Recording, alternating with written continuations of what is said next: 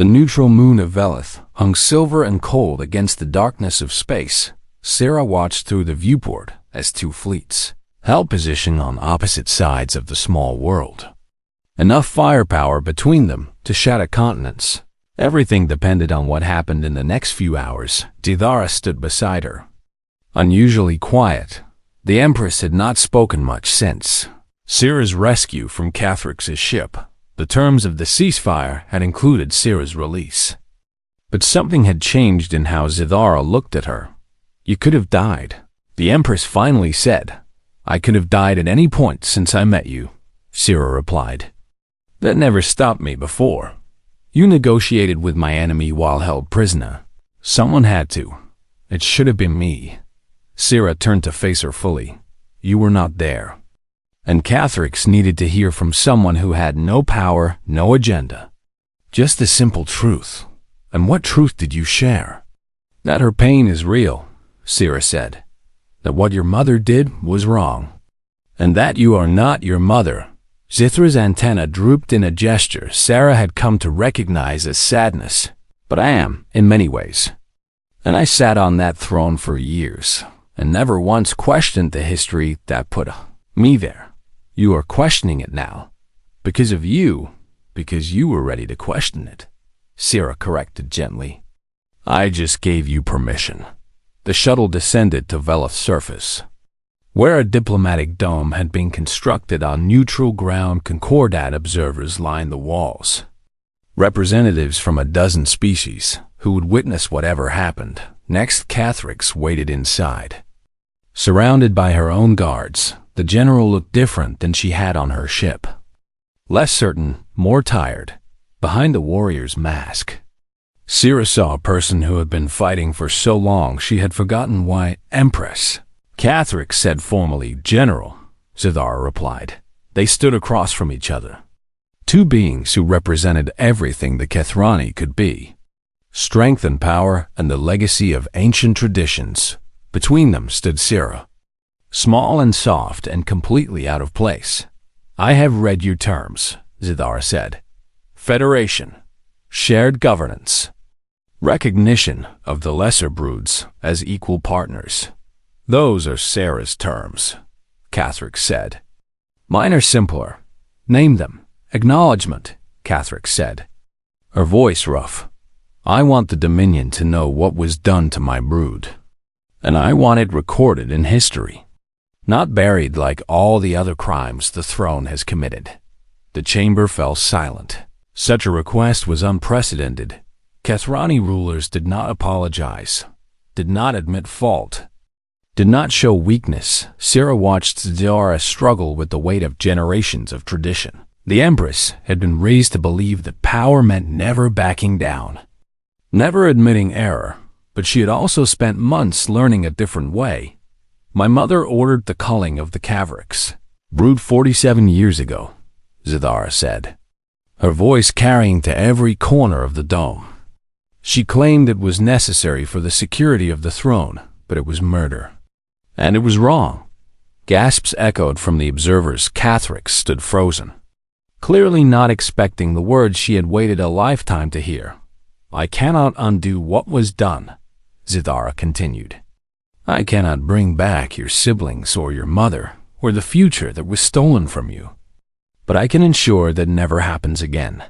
She stepped forward, closer to Cathrix than protocol allowed. "I am not asking you to forgive," the Empress said. "I am asking you to help me build something better." "Why should I trust you?" "Because I am not my mother," Dithara said. "I know this because my mate shows me every day what it means to choose loyalty rather than demand it." She turned to look at Sarah. "Humans have a concept they call forgiveness," Dithara said. "It does not mean forgetting the harm that was done. And it does not mean pretending everything is acceptable. And it means choosing to move forward despite the pain because the future matters more than the past." Cathrix's composure cracked for just a moment. Sarah saw the wounded child beneath the warrior's armor. "You truly mean this," Cathrix said, wonder in her voice. "I truly mean this." The general was silent for a long time. Then, slowly, She lowered her head in a gesture of acknowledgement. Then let us build something better. She said the war ended not with a decisive battle, but with a conversation. Not with victory or defeat, but with understanding. The Galactic Concordat documented everything, broadcasting the historic moment to civilizations across known space. A Kathrani empress had apologized, a rebel general had accepted peace, and a single human had made it possible. In the months that followed, the Dominion transformed. The Federation Council took shape, with representatives from every brood having a voice in governance. Cathrix herself became the first Minister of Justice, dedicated to uncovering and acknowledging the crimes of the past. Other species watched in amazement. The Kathrani had been conquerors and isolationists for millennia. Now they were opening diplomatic channels, joining trade networks, participating in cultural exchange programs. When asked what had changed, the official answer always came back to the Universal Compatibility Program, to the match that no one had expected, to the human who had stood beside the throne and shown a different way. Sarah stood on the palace balcony, watching the sun set over Nexus Prime. The organic spires glowed with soft bioluminescence as night approached. Somewhere below, workers and warriors went about their lives in a civilization that was slowly learning to be something new. Zidara joined her, as she did every evening now. The Empress moved differently these days, with less tension, as if a weight had been lifted from her shoulders. The Veluxi ambassador asked me today why I chose a human mate, Zidara said. What did you tell her? I told her I did not choose you, the Empress said. The algorithms did. And now? Now I would choose you 1,000 times over. Sarah smiled. Even though I am small and soft and cannot survive your ritual poisons. Because you are small and soft and yet you stood in front of weapons for me anyway, Zidara said. Because you talked to my enemy and saw her pain when I could only see her thread. And because you look at me and see something worth protecting. She reached out with her manipulator arm and gently took Sarah's hand. I have ruled 17 star systems, the Empress said. I have commanded fleets and crushed rebellions and stood alone at the top of an empire. And none of it taught me what you have taught me in 1 year. What is that? That strength without mercy is tyranny, Zidara said. That power without compassion is emptiness. And that being loved by choice is worth more than being obeyed by instinct. She leaned down, resting her great head against Syrah's shoulder in a gesture that would have been unthinkable. A year ago, the other humans got normal mates, Syrah said softly. Diplomats and scientists and merchants. Do you regret not being among them? Syrah thought about it honestly. She thought about the fear and the poison and the war. She thought about nearly dying in a prison cell and standing before a hostile court. She thought about all the ways her life had become strange and difficult and dangerous. Then she thought about Compound. Eyes that looked at her with something like wonder, about a gentle touch from hands that could crush stone, about being the reason an empire had learned to change. No, she said. I got exactly what I needed. And what is that? Syrah looked up at the stars appearing in the darkening sky.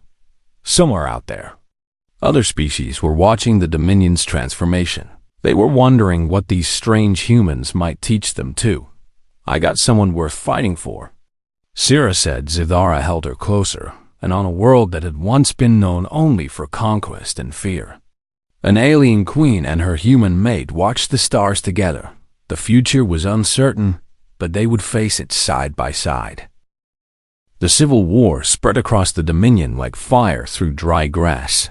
Within weeks, half of Zithra's empire had declared for Cathrix. Entire star systems fell to the rebel general, their populations choosing what they saw as strength over what they called contamination.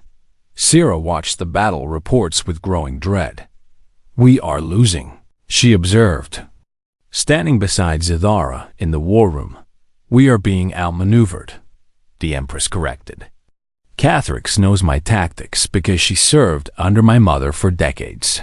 The holographic map showed the Dominion bleeding territory. Red markers indicated rebel-held systems. And there were more of them every day. What would you do differently? Sira asked. Zidara made a frustrated sound. I would crush her fleet in direct combat, but she refuses to engage. And instead, she takes system after system while we chase shadows. Sira studied the map with different eyes. Human eyes, she saw patterns that reminded her of history lessons from long ago. She's not fighting a war of conquest, Sira said slowly. She's fighting a war of legitimacy. Explain. Every system that joins her is a vote against your rule, Sira said. She does not need to defeat your fleet, and she only needs to prove that more of the Dominion supports her than supports you. Zithra's antenna flattened. That is not how Kethrani wage war. Maybe that is why you are losing. The words hung in the air between them. No one spoke to the Empress. Like that, no one questioned her, understanding of her own people. But Zidara did not rage or punish. She simply looked at the map with new consideration. What would you suggest? Stop chasing her fleet, Sira said. Start winning hearts. Kethrani do not have hearts. Everyone has something they care about, Sira countered. What do the lesser broods want that they are not getting from the throne? It took days of research and consultation, but eventually an answer emerged. The lesser broods had been subjects of the royal dynasty for centuries. Never partners, never equals. They served because biology and tradition demanded it. But they dreamed of more. Your mother was a tyrant, Sira said carefully. Knowing she was treading on dangerous ground, my mother was a strong ruler. Those are not the same thing. Zidara did not respond for a long time when she finally spoke. Her voice was quiet. I know what she did to the lesser brutes, and I have always known. Then you know why they follow Cathrix. They follow Cathrix because she promises them vengeance. What if you offered them something better? Sira asked. What if you offered them a future? The proposal was radical by Kethrani standards. Sira helped Zidara draft a decree that would transform the Dominion from an empire into a federation. Lesser broods would have representation in a new council. Their leaders would help shape policy instead of simply obeying orders. It was unprecedented. It was also their only chance. The first few systems that received the offer laughed at it. They assumed it was a trick, a desperate ploy from a weakening throne. But Sira had another idea. Bring in outside observers, she suggested. Let the Galactic Concordat verify that the offer is genuine. Invite aliens into internal Kethrani affairs? Zidara sounded horrified. Show the galaxy that you are changing, Sira said.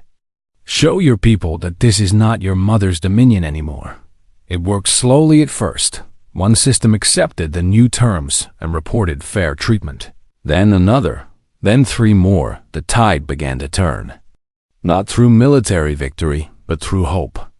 Cathrix grew desperate. She needed to stop the momentum before her rebellion crumbled from beneath her. So she did the one thing Sira had not anticipated. She attacked while Sira was visiting a neutral station to negotiate more Concordat support. The ambush was swift and brutal. Rebel soldiers stormed the station and killed the guards before anyone could react. Sira found herself dragged through corridors and thrown into a cell on Cathrix's flagship. The Empress will come for me, Sira said. Trying to project confidence she did not feel. I am counting on it, Cathrix replied through the cell speaker. She will rush to save her precious human, and when she does, my fleet will be waiting. Sira sat in the darkness and tried to think. She was bait in a trap designed to destroy everything she and Zidara had built. But she was not helpless. She was human. And humans were very good at talking. General Cathrix, she called out. May I speak with you? We have nothing to discuss. I think we do, Sira said. I think you have questions about why the algorithm matched me with Zithara. And I think you want to understand before you kill me. A long pause. Then the cell door opened. And Cathrix herself entered. The general was even more imposing up close. Her battle-scarred chitin telling the story of a warrior who had survived impossible odds. You are either brave or foolish, Cathrix said. People keep telling me that. Cathrix made a sound that might have been amusement. Ask your questions, human. But know that nothing you say will change what must happen. Why do you hate the throne? Sira asked. Because the throne destroyed my brood, Cathrix said simply. Zithra's mother ordered my people culled when I was young because she feared we were growing too strong. And I watched my siblings die screaming while the royal guards held me back. Sira felt sick. I did not know. No one knows, Cathrix said. History is written by those who survive. And my mother was not among them. Zithra is not her mother. She is the product of her mother's legacy, Cathrix countered. She sits on a throne built from the corpses of those who dared to challenge it. But she is trying to change things, Sira insisted. The new council, the Federation, it is all real. Pretty words spoken while I threaten her power, Cathrix dismissed. Remove the threat and the words become empty. Sira saw something in the general's eyes then. Something beneath the rage and the hatred pain. Old, deep. Never healed pain. What if she acknowledged what was done to you? Sira asked quietly. What if she admitted that her mother was wrong and that your brood deserved better? Cathrix stared at her. Queens do not apologize. And queens do not admit weakness. I know, Sira said. But Zithara is not just a queen anymore, and she is changing. Truly changing, because she finally has someone who tells her the truth instead of what she wants to hear. And that someone is you? I am just a human, Sira said. I have no power, no army, no dynasty, and all I have is the ability to see things clearly and the courage to speak honestly. Why should I believe you? Because I am sitting in your prison cell, offering to help you instead of begging for my life, Sira said. Does that seem like the behavior of someone who is lying? Cathrix was silent for a long time. What exactly are you proposing? She finally asked. A meeting, Sira said. A real negotiation between you and Zithara. Not as enemies, but as people who both want what is best for the Dominion. She would never agree. She will if I ask her to. And why would you risk your own safety to arrange peace for your captor? Sira smiled sadly. Because I read your file, General.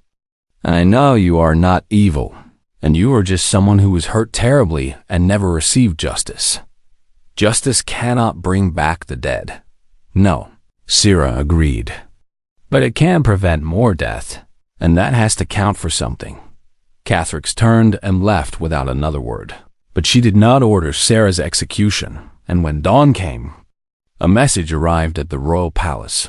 Cathrix was willing to talk. All she asked was that the Empress listen. The proving grounds were ancient beyond measure. Sira stood at the entrance and stared up at walls that had witnessed thousands of years of Kethrani history champions, had risen here and pretenders had fallen. Now a single human would try to survive what generations of warriors had faced. You can still withdraw, Zithara said, standing beside her in the pride and darkness. I will find another way to handle Cathrix, and let the court think I am a coward? Sira shook her head. I would rather die trying than live hiding behind you. The Empress made a sound that Sira could not interpret. You are either very brave or very foolish. Probably both, Sira admitted. The arena filled with spectators as the sun rose. Thousands of Kethrani packed the viewing platforms. All of them eager to watch the small human fail. General Cathrix stood in a place of honor.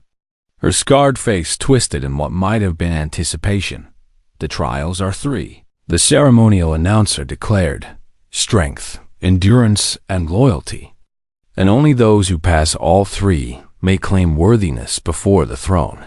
The first trial began immediately. A Kethrani warrior entered the arena. One of medium size and obvious skill. Combat until submission, the announcer explained. No weapons. No killing. The warrior approached Sarah with contempt in every step. She was at least twice Sarah's height and probably 10 times her weight. Her limbs could tear through metal. Sarah should have been terrified. And she was. But she had spent the night thinking instead of sleeping Kethrani were explosive fighters. Designed for quick kills and overwhelming force. But they tired quickly. Humans were different. Her ancestors had chased prey across savannas for hours until the animals collapsed from exhaustion. She could not match this warrior's strength. But she might be able to outlast her. The warrior lunged. Sarah dove to the side, rolled, and came up running. Another lunge. Another dodge. The crowd began to murmur, "Fight properly, creature." The warrior snarled. Sarah kept moving. She used every trick she could think of, staying just out of reach, forcing her opponent to chase her around the arena. Minutes passed. The warrior's movements became slower. Her breathing heavier. Kethrani were not built for sustained exertion. 10 minutes in. The warrior was visibly struggling. 15 minutes. And she stumbled. Sarah saw her chance. She darted in and wrapped herself around the warrior's legs, using her full body weight to unbalance the already exhausted Kethrani. They went down together on the ground. Sarah's smaller size became an advantage. She twisted and writhed, always moving, never giving the warrior a chance to get a solid grip. The warrior tried to rise 3 times and failed each time. Finally, gasping and trembling, the Kethrani slapped the ground in submission. The arena fell absolutely silent. No one had expected the human to survive the first round, let alone win it. Sarah stood on shaking legs and bowed to her defeated opponent. "You fought well?" The warrior stared at her with something that might have been respect. "What are you?" "Persistent," Sarah answered. The second trial was worse. They brought out a ceremonial bowl filled with a dark liquid that smelled of copper and decay, the toxin of the royal guard. The announcer explained, "All who serve the throne must prove their resistance." Sarah understood what this meant. The Kethrani wanted to see if she could survive being poisoned. Every instinct told her to refuse. But she looked up at Zithara, watching from the royal platform. The Empress's face was unreadable, but her hands gripped the arms of her chair hard enough to crack the material. Sarah drank. The effect was immediate and devastating. Fire raced through her veins as her body reacted to alien compounds it had never evolved to handle. She fell to her knees, vomiting, shaking, her vision blurring at the edges. The crowd watched in silence as she convulsed on the arena floor. She was dimly aware of time passing, of voices discussing whether she was dead yet, of Catholics laughing somewhere in the distance. But humans were stubborn creatures. They had survived ice ages and plagues and wars. Their bodies fought against death with a tenacity that other species found almost supernatural. Sarah did not die. She came close, closer than she ever wanted to experience again. But her liver and kidneys worked overtime to filter the toxin. Her immune system raged against the invasion, and slowly, painfully, she began to recover when she finally stood again, swaying but alive. The arena erupted in shocked exclamations. "Impossible," someone said. "She should be dead 10 times over." Another agreed. General Cathrics was no longer laughing. The third trial was different. No combat, no poison, just a choice. The announcer explained it simply.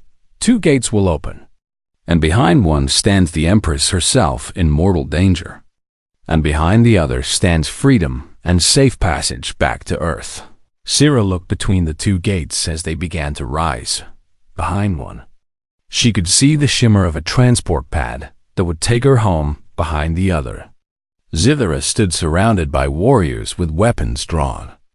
A staged execution scene designed to test loyalty. The choice should have been complicated. Sira had known Zithara.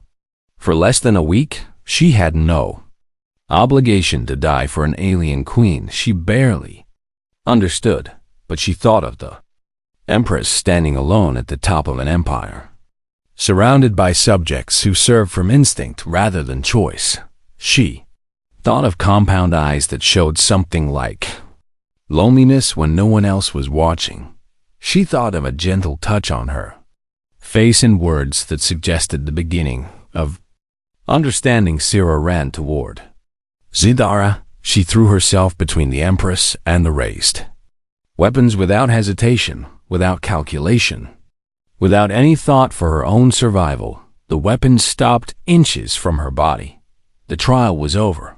For a long moment, no one moved. Then, slowly, the warriors lowered their weapons and stepped back. Zithara descended from her platform and crossed the arena floor to stand before Sira.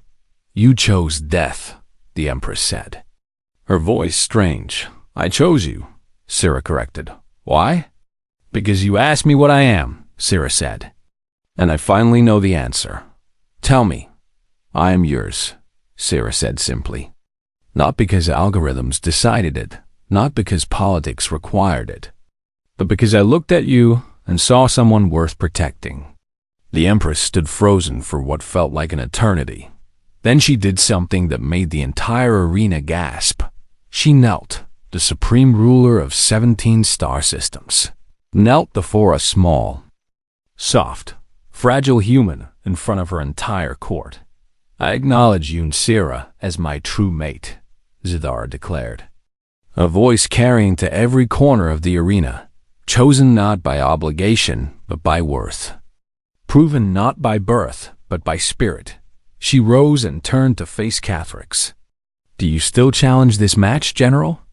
Cathrix's face was unreadable, but her answer came quick and sharp.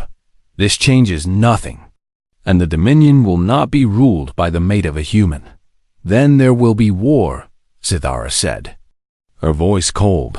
"There will be justice," Cathrix replied. She turned and strode from the arena, followed by hundreds of supporters. The Dominion had just split in two. Sira looked up at Zithara. "I am sorry. Do not apologize," the Empress said. "You showed the court something they have never seen before." "What is that?"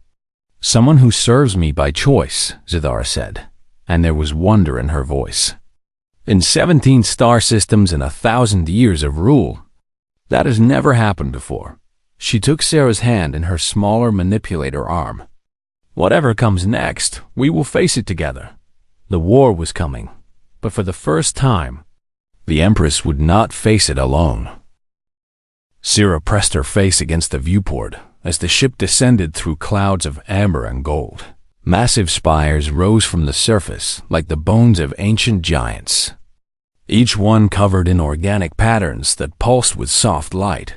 The Kathrani had not built their civilization. So much as grown it. Every structure seemed alive, breathing, aware, impressive, is it not? Zithara said from behind her. Sira had not heard the Empress approach, and she jumped slightly before composing herself.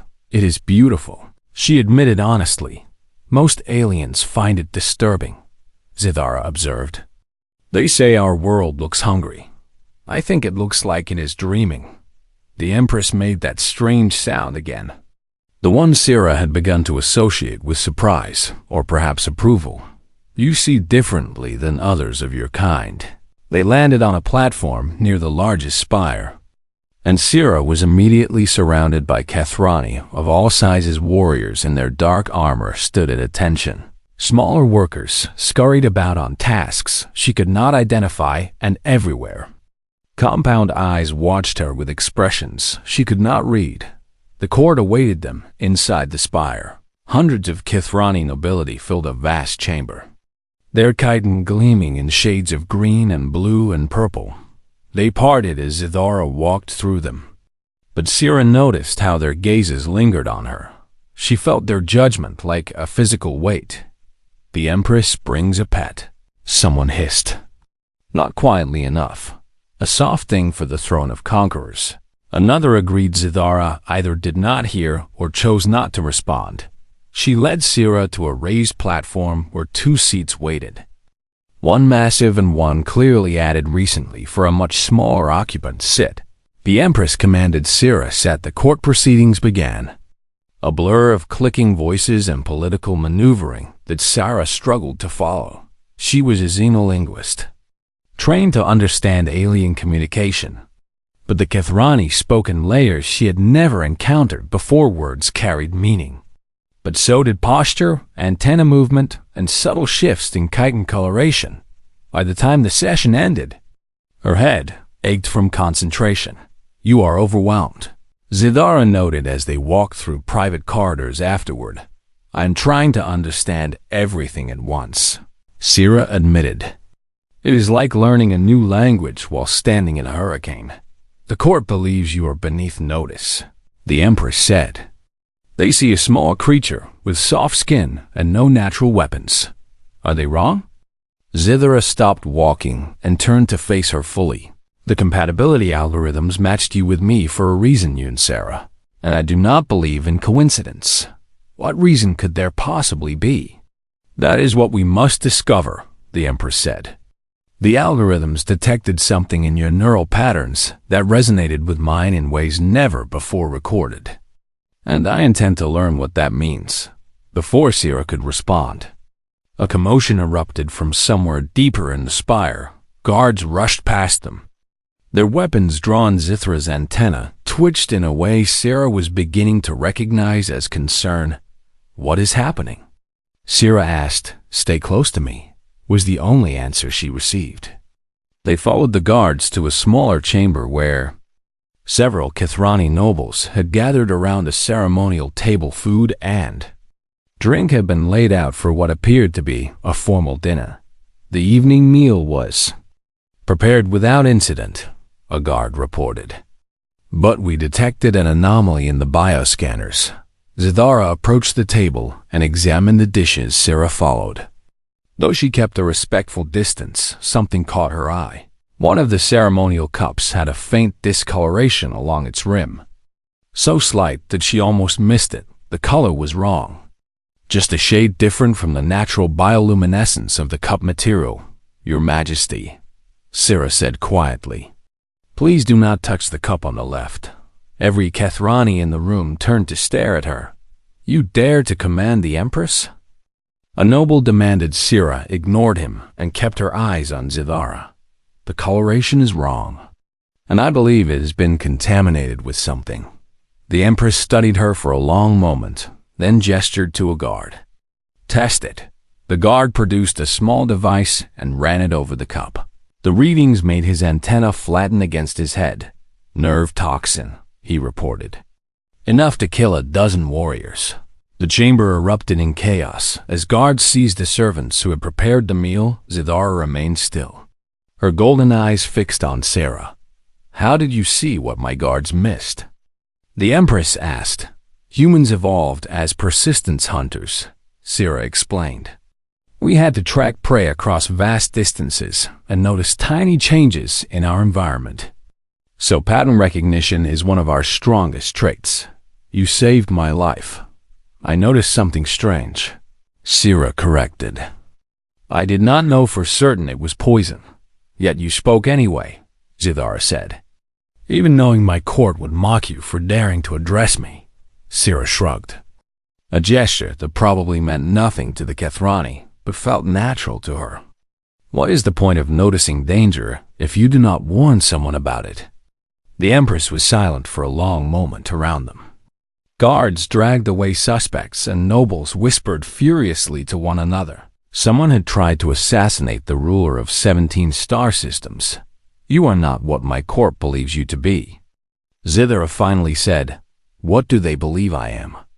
"A weakness," the Empress replied. "A liability that enemies will exploit." "And what do you believe?" Zidara reached out with one of her smaller manipulator arms and gently touched Sira's face. The gesture was surprisingly delicate for a being who could crush stone with her larger limbs. I believe I am beginning to understand why the algorithms chose you, the Empress said. Word of the assassination attempt spread quickly through the court by morning. Everyone knew that the small human had spotted what trained guards had missed. Some saw it as luck, others saw it as something more troubling. The soft creature has sharp eyes, General Cathrix declared at the next court session. But sharp eyes do not make a worthy mate for the throne of the Dominion. Cathrix was Zithra's most vocal opponent, leader of a rival brood that had chafed under the current dynasty for generations. She stood nearly as tall as the Empress herself, her chitin scarred from countless battles. What would you have me do? Zithra asked, her voice deceptively calm. Reject the match sanctioned by the Concordat. I would have you prove this creature deserves to stand beside you, Cathrix said. Through the ancient trials, a murmur ran through the court. Sarah did not know what the ancient trials were, but she could guess they would not be pleasant. The trials are meant for Kethrani, Zidara pointed out. Then let her fail as the weak thing she is, Cathrix countered. Unless you fear the truth of what your mate really represents. The challenge hung in the air like a blade. Sarah saw the trap for what it was. If Zidara refused, she would appear to be protecting an unworthy mate. If she accepted, Sarah would likely die. I accept the challenge, Sarah said, stepping forward before anyone could stop her. Every eye in the chamber turned to her. You do not know what you are agreeing to, Zithara said quietly. I know that refusing would make you look weak, Sarah replied just as quietly. And I did not come all this way to be a burden. The Empress studied her for a long moment. Something passed between them, an understanding that needed no words. The trials will begin at dawn, Zithara announced to the court. And we shall see what my mate is truly made of.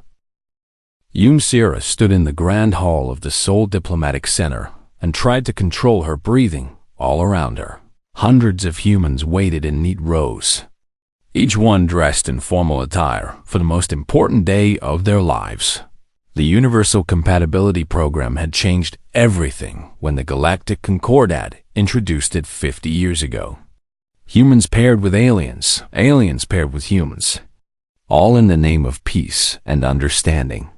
Between species, Sarah had applied because she loved languages and wanted to study alien communication up close. She had imagined herself matched with some quiet Veluxe scholar or perhaps a Thorani researcher who shared her interest in ancient texts. The massive holographic display at the front of the hall flickered to life.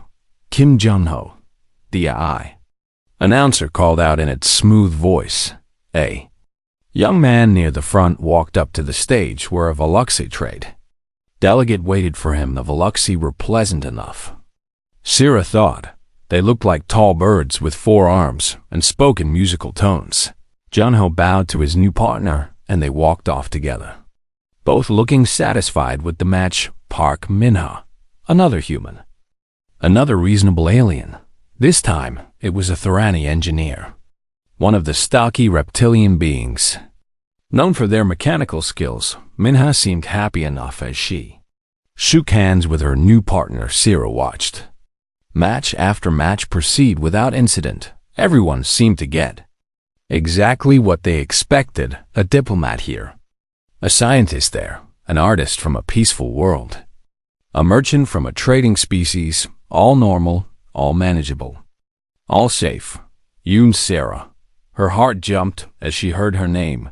She walked toward the stage with measured steps, keeping her face calm even though her stomach churned with nervous energy. The holographic display shifted to show her match. The hall fell completely silent. Sarah stared at the image before her and felt the blood drain from her face. The text read, Empress Zithara of the Kethrani Dominion, Supreme Ruler of 17 star systems. There must be some mistake, Sarah said, her voice barely above a whisper. The AI responded immediately. The match has been verified 7 times. Candidate Yoon. and there is no error in the compatibility assessment. Murmurs spread through the crowd like wildfire. The Kethrani were the most feared species. In known space, they were insectoid apex predators who had conquered their corner of the galaxy through sheer force. They rarely engaged in diplomacy and had only joined the Concordat under pressure from a coalition of other species. No human had ever been matched with a Kethrani. The idea was absurd. Humans were soft and small and fragile by galactic standards. The Kethrani viewed most other species as barely worth their attention, and now Sira was supposed to be the mate of their empress herself. The massive doors at the far end of the hall slid open with a hiss of pressurized air. A delegation of Kethrani warriors entered first, each one standing nearly 3 meters tall. Their bodies were covered in dark chitin that gleamed like polished armor. Multiple limbs moved with deadly grace as they scanned the room for threats. Then the Empress herself appeared. Zidara was magnificent and terrifying. In equal measure, she stood taller than her guards. Her chitin a deep purple that shifted to blue in certain light. Compound eyes the color of molten gold surveyed the hall with obvious intelligence. A crown of natural horn-like protrusions rose from her head, marking her royal bloodline. She moved with the confidence of a being who had never known defeat. The crowd parted before her like water before a ship. Sira found herself rooted to the spot, unable to move as the Empress approached. Zidara stopped directly in front of her and tilted her head in a gesture that might have been curiosity. "You are the one," the Empress said, her voice a strange harmony of clicks and tones that somehow translated into perfect Korean through the neural link all Concordat members wore. "I am Yoon Sira," she managed to reply without her voice shaking. "I know who you are." "Small one," Zidara said.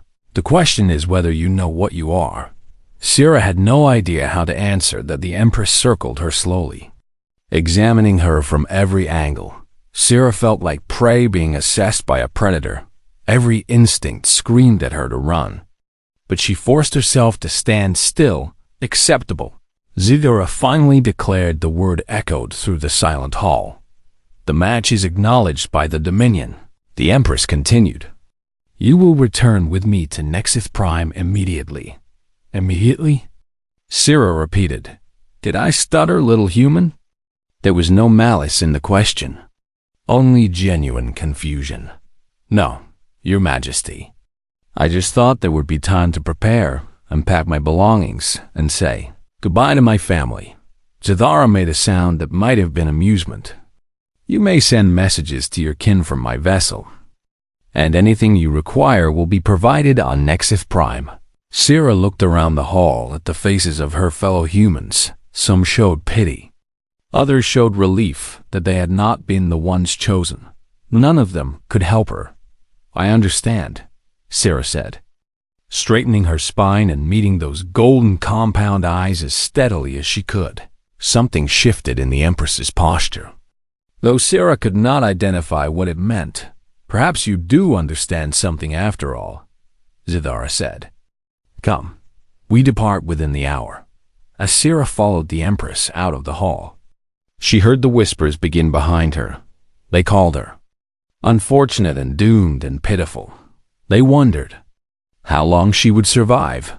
They speculated about why the algorithms had made such a bizarre match. Sira wondered all of these things herself. The Kethrani vessel waited outside, a massive organic-looking ship that seemed grown rather than built. Its hull pulsed with bioluminescent patterns that Sira found strangely beautiful. Guards flanked her as she walked up the boarding ramp. Inside, the ship smelled of something sharp and alien. Not unpleasant, but definitely strange. The walls were smooth and warm to the touch. Definitely alive in some way. Zidara led her through corridors that twisted and turned until they reached what appeared to be private quarters. "You will stay here," the Empress said. "My chambers are adjacent, and you may call for me if you require anything." "Thank you, Your Majesty." Zidara paused at the doorway and turned back to look at her. "You are not what I expected." The Empress admitted. "What did you expect?" "Tears," Zidara said simply. "Begging, perhaps? Or futile resistance?" Sira considered her words carefully before responding. Would any of those things have changed the situation? No. Then what would be the point? The Empress was silent for a long moment. "You are a practical creature, Yoon Sira, and that is perhaps more valuable than strength in the days to come." Before Sira could ask what she meant, Zithara was gone. Sira sat down on the strange bed that seemed to mold itself to her body through the viewport. She watched Earth grow smaller as the ship ascended. Everyone else had gotten a normal mate. A diplomat or a scientist or a merchant. Someone safe. Someone understandable. Someone who would not eat them if negotiations went poorly. Sira had gotten an alien queen. She had no idea what the future held or why the compatibility. Algorithms had decided she belonged with the ruler of the most feared species in the galaxy, but she was determined to find out, and maybe, just maybe, she would prove all those pitying faces wrong.